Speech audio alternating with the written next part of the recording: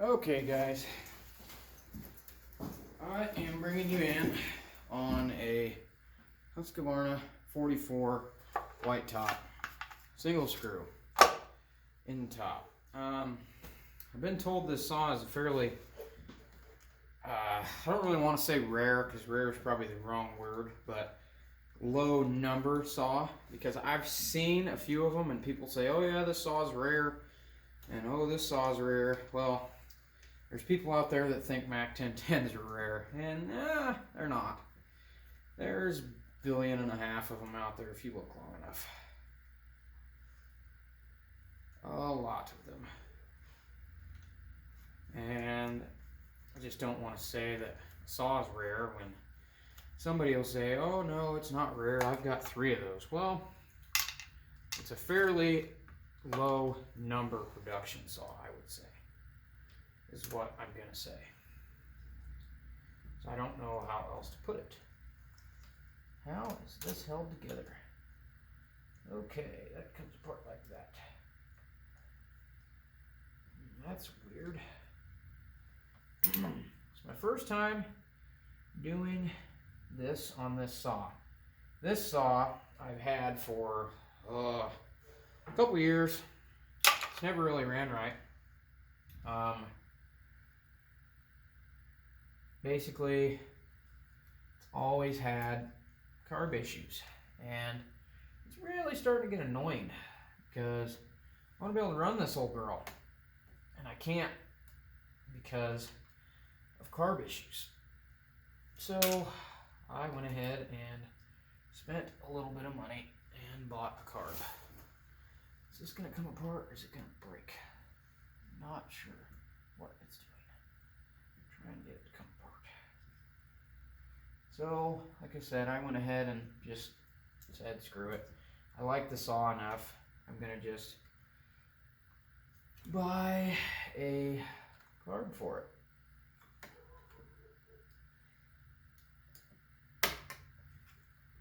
And run the little bugger, because I like running it. Runs good. Wow, my tank actually vents properly. I'm surprised. Okay, that is the same carb seal that I have sitting right over there. It also happens to fit a Mac. So, diaphragm is up like this, jets over like that. This has a different impulse hole. That's dumb. Saw impulses from a different spot. But don't think this carb is going to work.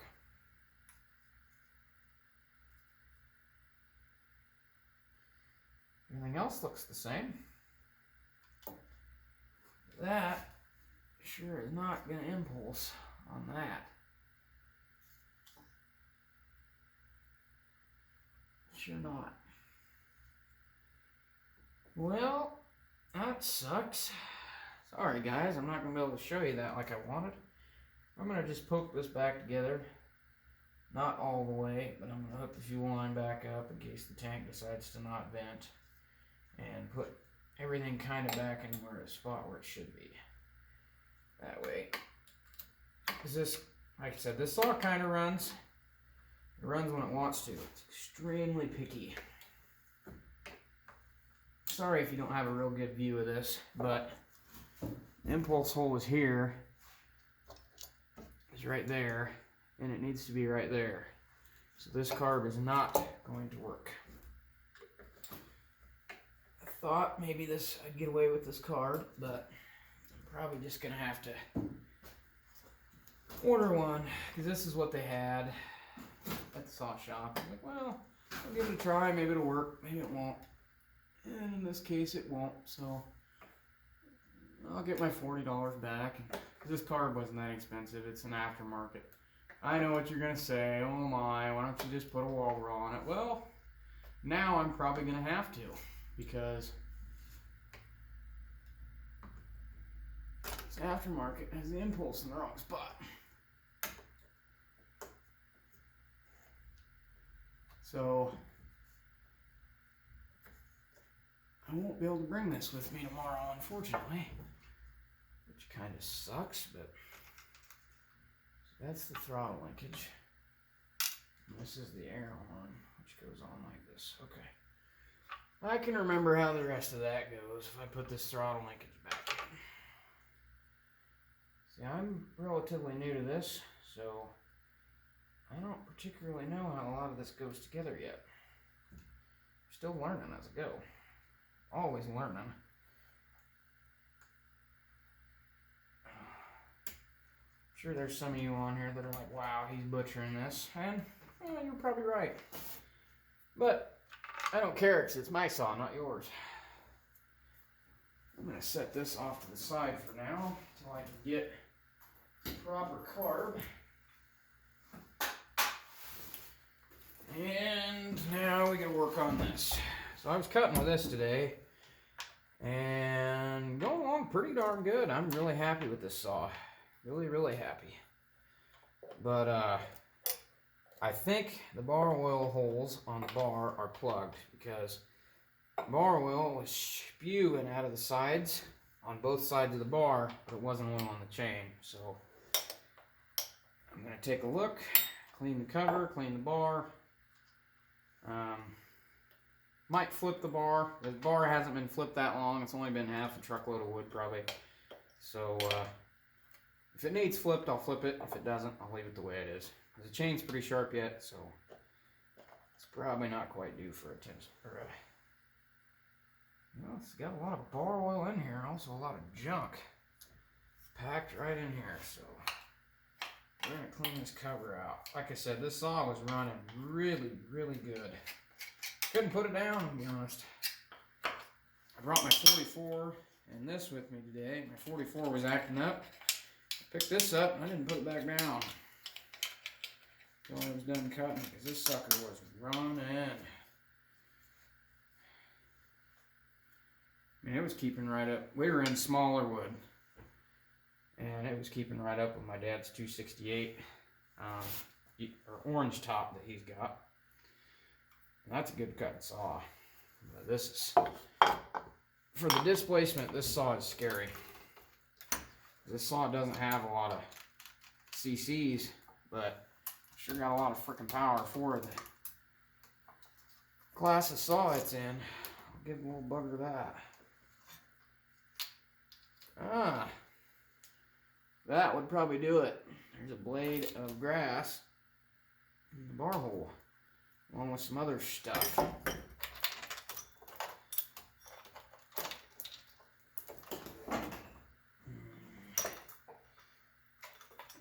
if you go back to some of my previous videos, I cover that these chains are kind of a butt to get out of these because the clutch is so big. Unless you turn them. If you turn the chain at the top of the clutch, they'll come out. If you don't turn them, you'll have a hard time getting them out. But I covered that in the previous video, but I figured I'd give it to you guys again because some of you probably haven't seen my other videos.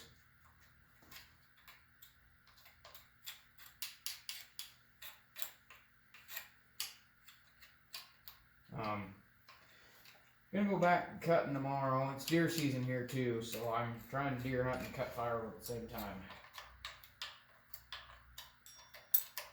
So, gonna be kind of a busy day.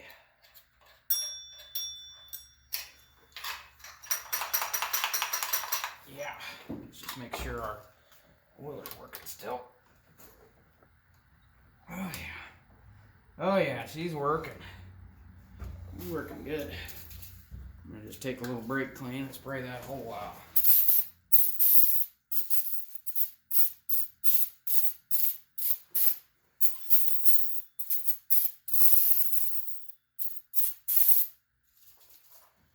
Okay, got that kind of cleaned out. Take a rag and clean these bar oil plates, because they are nasty. But I've been running this saw, I'll be honest. I'm real impressed with this ProMac 55. Cuts good. It's really, really loud. That's the only thing I don't like about it, because the muffler is just shot. But man, does it pull. It's a little more difficult than I'd like to tune because it's a single jet. I think I finally got it figured out, because it was freaking cold this morning, and then it got up into the 30s. So I had to retune my saw, and I think I got it figured out. I think I finally got that stinking single jet finally figured out. So now I'm going to take this bar and I'm going to clean these bar holes out.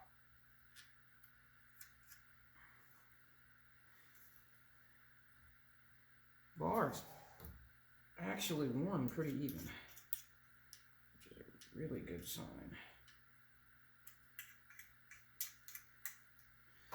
And I'm going to take my chainsaw wrench, wipe it off on the coveralls, go down the bar rails.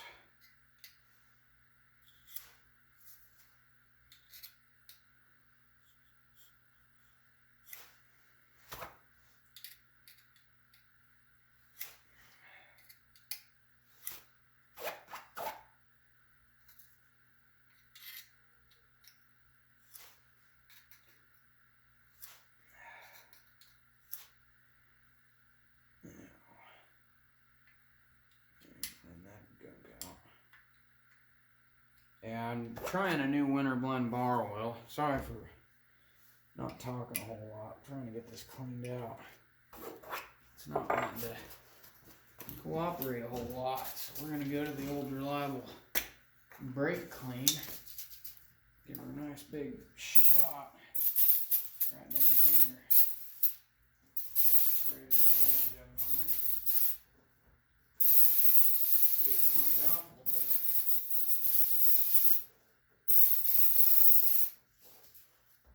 Clean the same as empty. Oh, I might have to get a pick out or something, or a tuning screwdriver. I'll be right back. My tuning screwdriver's and my pickup is still outside. Or actually, use my air compressor. Got my little compressor here. It's got to plug it in.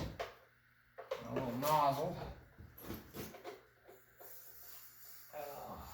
Sorry in advance if my compressor kicks on. It's not very big.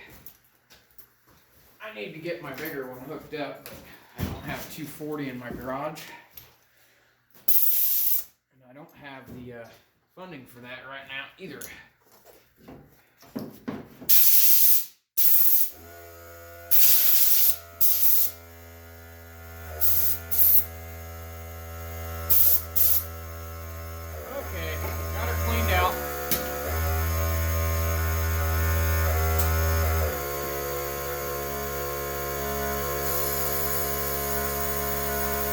I'm going to pause you guys and bring you back when the compressor's done. Alright, the compressor's done pumping back up again. So, buddy of mine gave me this 24-inch McCullough bar. I'm not quite ready to try it yet.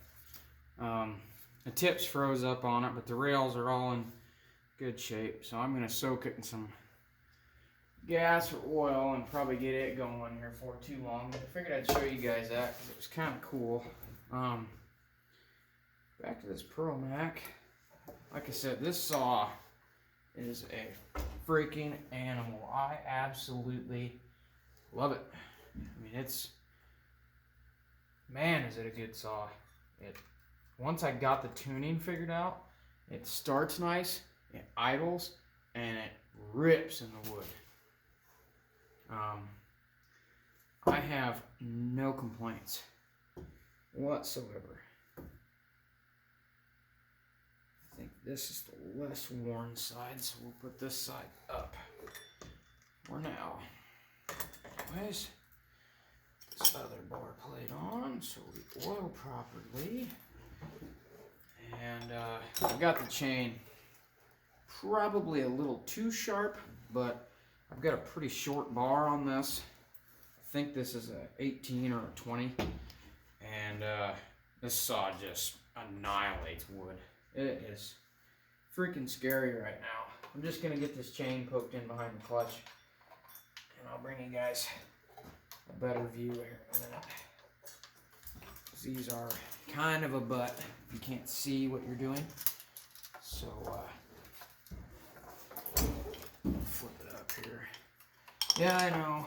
Don't tip your saw up. It'll flood the carb. Yeah, whatever. I've heard all the old wives' tales about how saws will flood from this or that. And I agree with some of them. With certain saws. This is not one of those saws that will flood.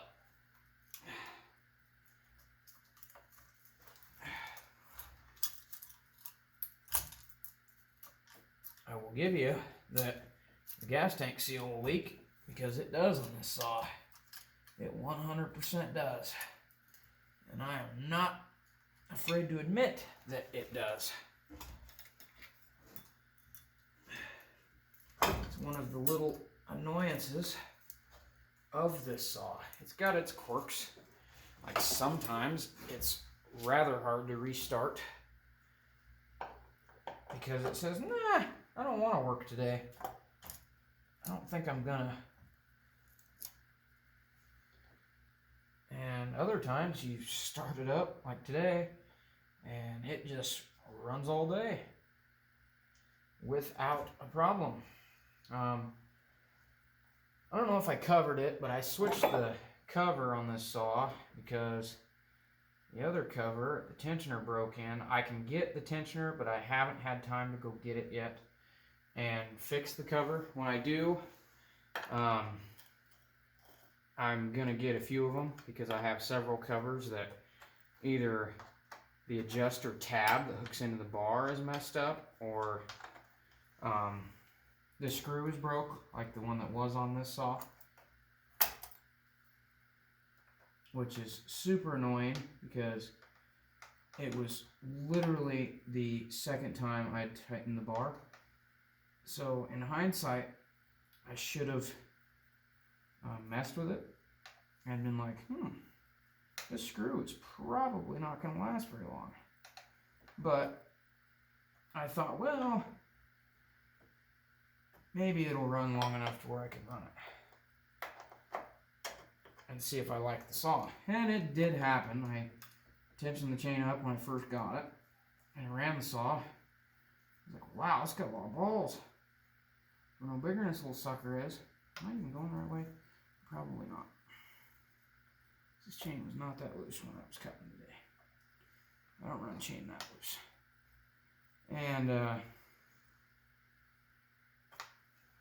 it broke like the third time I had it out, which drove me absolutely nuts, but it's just one of them things where it happens sometimes and you gotta either move on and fix it or put the saw on the shelf because you can't get the parts. Which honestly was what I thought was going to happen, is I wouldn't be able to get the parts. But thankfully, I was able to get some here locally instead of having it shipped. And I ordered it and haven't looked back. Or I got it picked up anyways. What is going on here? Okay, this cover's got to come back off and I got to figure out what the heck's going on here. Figure out why this isn't working the way it's supposed to. Did it come apart or what's going on? Come on here. Cooperate with me. Little bugger. Ah. That's it. I see. Tensioner is not where it is supposed to be. Currently.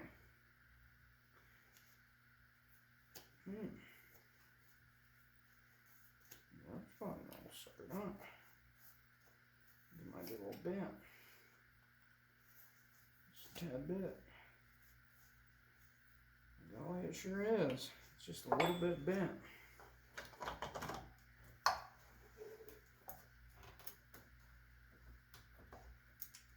Come on. Come on here. Aren't you going on all the way?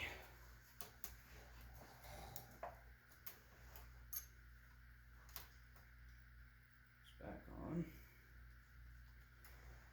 Well, I'm going to pause you guys, and, well, actually, I'm probably going to end the video, and then just make a second video tomorrow, cutting in the wood. So, I'm going to get this all thrown back together tonight, but I'm not going to cover it because it's pretty boring. But, take you out of the camera now here. Yeah, we're at 20 minutes anyways. Just want to say thanks, guys, for running along with me on the little journey. This is kind of dumb. Thought this card would work on that saw, but anyways, catch you guys on the next one. If you got something in particular you want to see out of the saws I have, or what kind of videos you want to see, whether they're cutting or monkeying around with saws or just messing around in the shop in general, just let me know. Thanks, guys. Bye.